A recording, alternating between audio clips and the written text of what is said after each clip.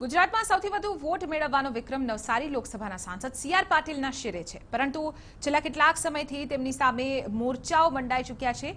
નવસારીમાં ઉમેદવારોની પસંદગી માટે સેન્સ લેવામાં આવી રહી છે, જેમાં સ્થાનિક ઉમેદવારની માંગને લઈને કોળી સમાજે સી.આર. પાટીલ સામે મોરચો માંડ્યો છે.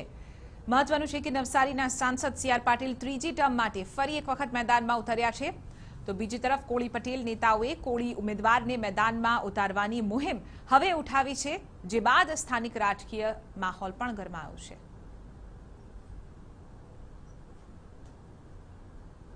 તો નવસારીમાં લગભગ 4.5 લાખ જેટલા છે.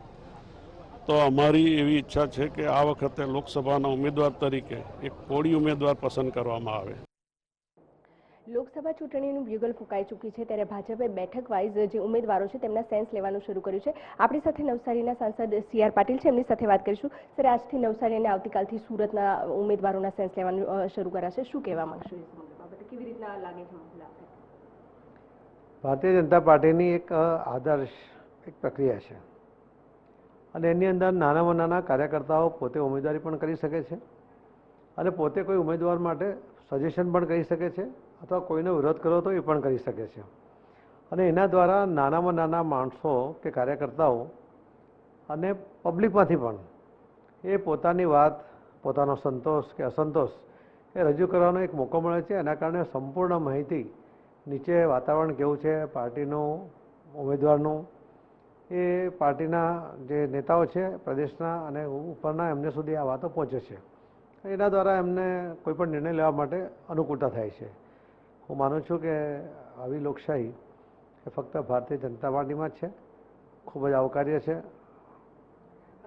એ જાણવા માંગીશ કે નવસારી બેઠક પર એક રિપીટ કરાય એવી પણ એક શક્યતા છે આપને, તો એના માટે કેટલા તૈયાર છો જો પાર્ટી તરફથી બીજી વખત તક આપવામાં આવે? ભારતીય જનતા પાર્ટી જે નિર્ણય કરશે એને હું આવકારું છું. સ્વાભાવિક છે કે હું સિટિંગ છું એટલા માટે હું દાવેદાર કરીશ, પરંતુ નિર્ણય પાર્ટીનો હશે અને પાર્ટી જે કંઈ જવાબદારી આપશે એ નિભાવીશ. અચ્છા, આજે જ્યારે સેન્સ લેવામાં આવી રહ્યા છે, ખાસ કરીને કોળી પટેલ સમાજનું જે ત્યાં પ્રભુત્વ રહેલું છે, ત્યાંના લોકલ દ્વારા એવી રીતે રજૂઆત પણ કરવામાં આવી છે કે કોળી પટેલને એક તક આપવામાં આવે. શું કહેશો એ બાબતે? કોઈ પણ સમાજનું પ્રભુત્વ આ સીટ ઉપર નથી, અને કોઈ સમાજના આધાર પર પાર્ટી ક્યારે પણ ટિકિટ આપતી નથી. ને છતાં પણ પાર્ટીને યોગ્ય લાગશે, પાર્ટી પોતે નિર્ણય કરશે, અને જેને પણ ટિકિટ આપશે એના માટે કામ કરશું.